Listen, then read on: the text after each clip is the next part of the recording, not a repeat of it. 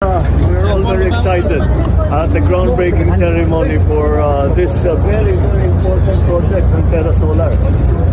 This is the largest solar power facility with battery. Meron 3,500 sa ibang lugar na 3,500 hectare.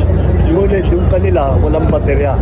Ito lang ang una sa buong mundo na nagkaroon ng hindi lamang solar na 3,500 hectares, kung hindi may battery pa rin para tuloy-tuloy ang pagbigay ng kuryente sa grid. At ito talaga ay napakahalaga dahil nakikita natin sa pag-advance ng teknolohiya, ang pangangailangan sa power ay pataas ng pataas, madami ng parami.